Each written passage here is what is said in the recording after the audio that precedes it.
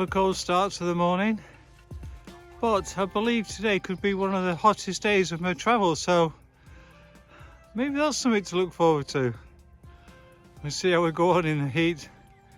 It's just crazy. I can't believe I'm on the Pennine Way and this is the weather. Still, mustn't complain. So you saw I was in Dufton last night. Really beautiful village. I hope I managed to show it to its full extent. I really enjoyed my stay there. The campsite as well, really good. I can definitely recommend it. The other thing is, if you don't intend to stay in Dufton, the Pennine Way kind of skirts the outskirts. Skirts the outskirts? Oh well. And the best route is actually to explore Dufton itself, admire its beauty and go through the middle. And it's actually slightly quicker and better road. I've taken a snapshot of the map and so you can see the best route through Dufton. Yeah, I would highly recommend it. Right, that's enough from me. I need to crack on. Quite a hard day today, 19.5 miles, and go to the highest point, Cross Fell. And in what might be a very hot day in the heat, I need to make sure I'm moving along whilst it's still cool. As you can see, I've kind of doubled layered at the moment because of how cold and chilly it is. I'm sure that'll change soon, looking at how the sun is rising. Right, talk to you later. So I have a lot of this going on today.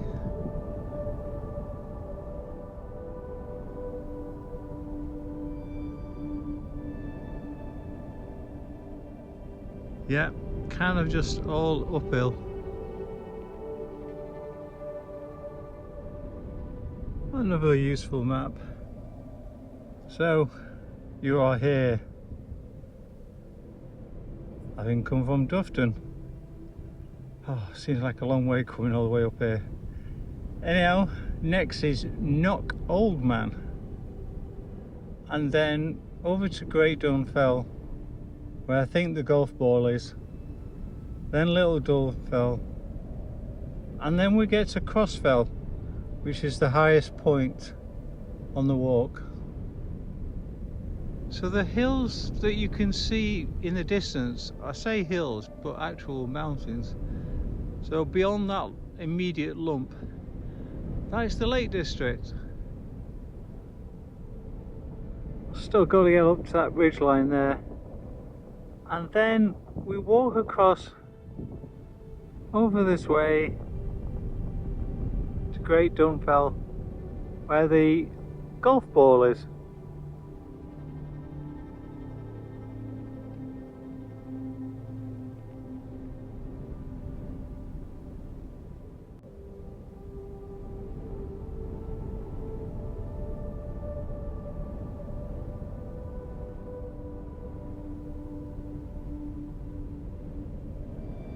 So I can confirm, great communications. Rang from just beside the golf ball, rang home, massively good reception, really good. So if you've been struggling, that's the place to go. Right, so that was Great Dun Fell. Ahead of me is Little Dun Fell that I've got to go up, and then over from that is Cross Fell.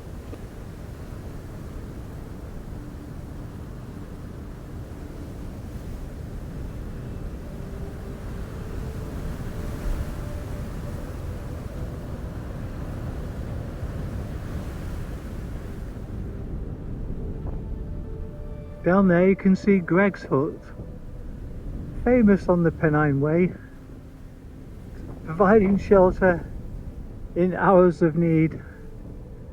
I'm sure we'll have a quick break there as well.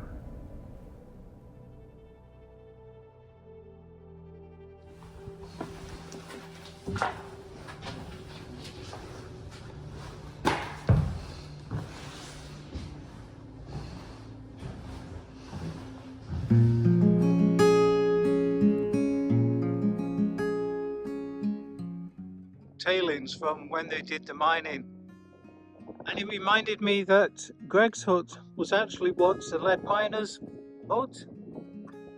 They would use it during the week when they were working, and then at weekends they would go home. And I don't know if you remember, but at Dufton the fountains were donated by London Lead Company, so I'm sure you can see the connection. So down below is Garrigill. It's our intermediate place that we're passing through. I believe Alston is about 3 miles following the South Tyneside River. So just behind that phone box is the post office. So I was able to get some, well, a nice cold drink and some sweets. And this is where I'm passing through. Nice little village.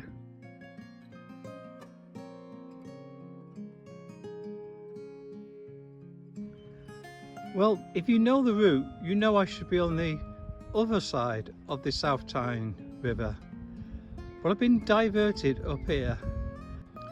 So apparently a bridge is blocked further down, and so they brought you on this side already. Oh, like I say, I'm happy enough. And in some respects, I think I've had quite a bit of river walking and not so much of this kind of walking. It's nice to have just normal sort of green meadow under my feet.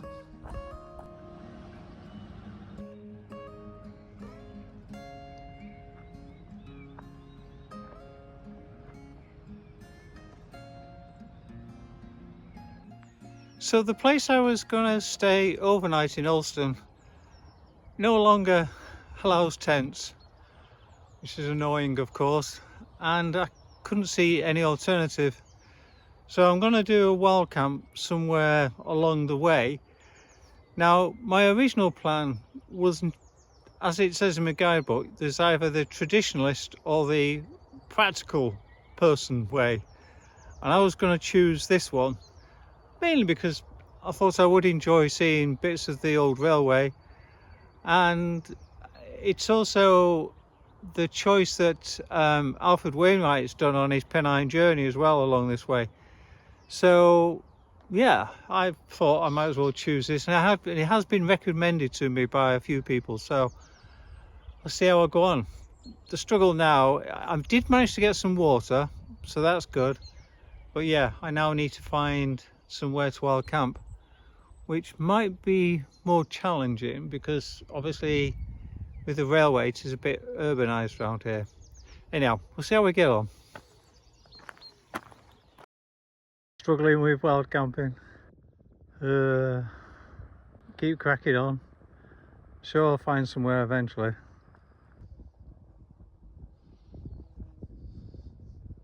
So it wasn't my best camping spot, but it was nice enough and it served its purpose. Just in a corner of a field, a very rough field, so can't see anyone being upset. And good job the trains don't start early. Railway tracks just down there. So heading along side the railway track this morning, and eventually we're aiming for Hadrian's Wall. Nice little area to have a picnic, watch the trains go by. Could have possibly wild camped around here.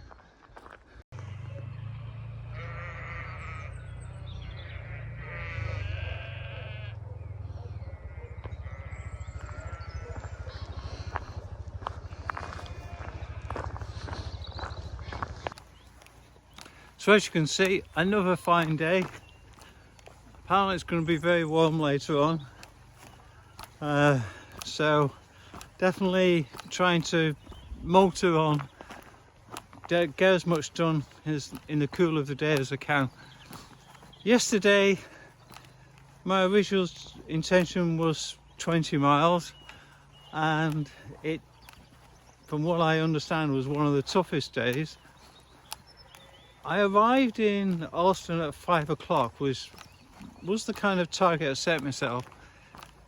So I then just walked on another 2 miles along the track, as you saw, and found a little corner in some sort of like scrubland. And now my intention, I've managed to book into the YHA, the Still at Hadrian's Wall, which has got a very good reputation.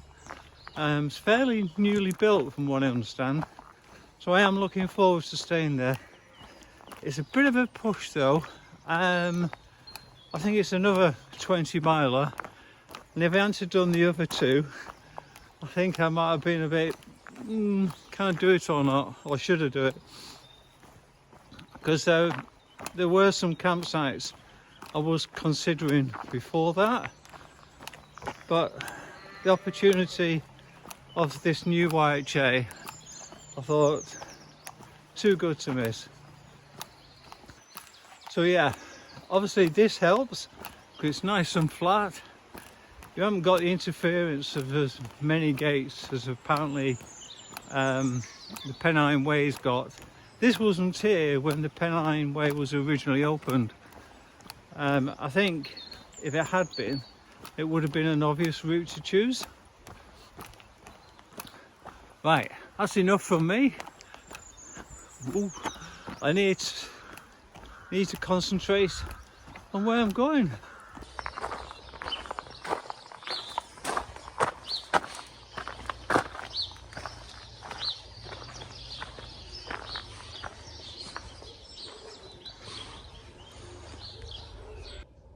It's the Buffy car, and it is in, and you, yeah, so it's an actual calf because it says way in over there. What a lovely little station. So just at the end of the line, past Slaggyford, we now have the opportunity of meeting up with the Pennine Way. Just up there is a sign.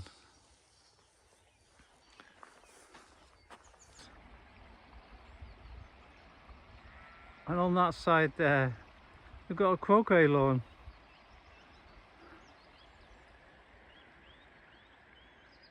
And yeah, we're going down across the bridge, underneath the big bridge, and back up the other side.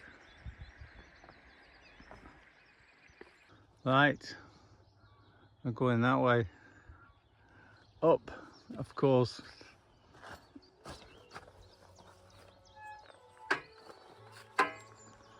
Random place for a bin.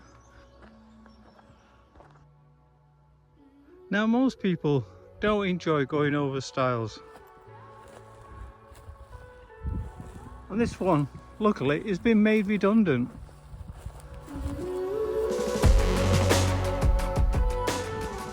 So I'm going to write a letter of complaint to Hadrian, Emperor of Rome. The Maiden Way is in terrible state of repair. I don't know how the soldiers are getting on up and down this, but the guys doing the Pennine Way are really suffering. You've got a great straight wall here, which is dead easy to follow, granted, but yeah, I think the road has been left in a terrible state of ill repair. Yours sincerely, Ambling Trails. Let's hope something gets done.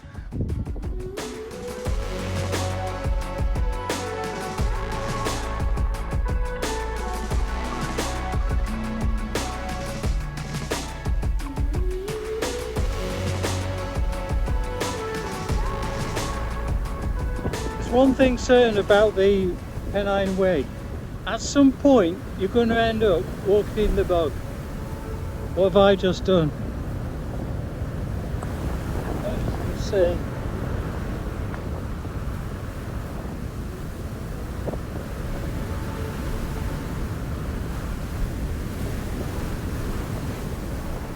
Yeah, and I think later on I have to walk through the Holt Whistle Golf Club. Well, maybe not the club, I think it's the green golf course. But anyhow, I hope I come to a stream first. Oh, it's all squelchy and horrible.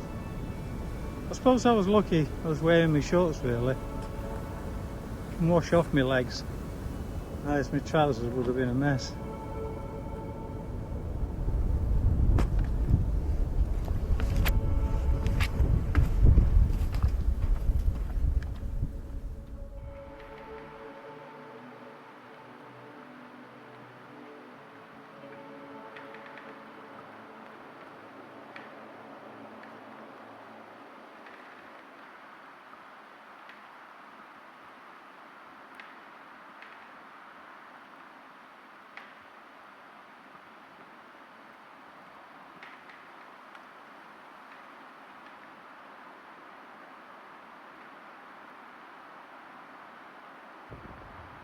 For the next 9 miles, the Pennine Way and Hadrian's Wall path are on the same footpath. Please note that the signpost ahead will say National Trails. And it does indeed.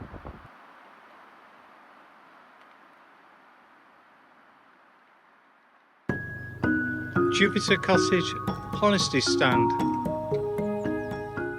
Apparently they even sell shoelaces. I can get a top up of water. Oh yes. Looks like it's freshly baked, eh?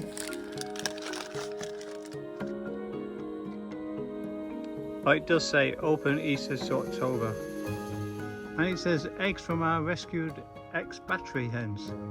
Not sure I'll be carrying that, but I'm going to enjoy the flapjack. In here they've even got blister kit. Not sure what that's going to be. I think I've just about got enough energy left to go and have a quick look. Get the impression there's not a lot left of the castle, but we shall see.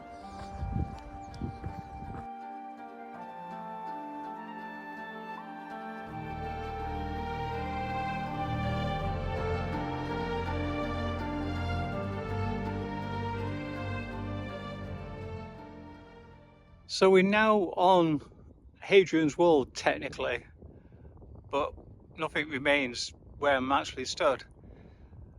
But just to know, I'm not going to kind of explore Hadrian's Wall. I haven't got the time. That's for another video when I get to do that national trail. So I very much need to concentrate on getting to my bed of rest today. I'm very tired and I need the sleep. I'm mentally and physically exhausted. So I've still got a few miles to do. It's 2 o'clock and I'm hoping to get there by 5. Right, crack on, Nigel. Our first official part of Hadrian's Wall. I'm trying to work out if that's... No, I don't think it's saying go there. I think it's saying go that way. Well, it's not often I choose the hard route. What takes me when I look at the map, this is just the moors. So building a random wall on the moors and then patrolling it could not have been fun. It's certainly not fun for me. I've got to get to the top there and then I can start heading for the YHA.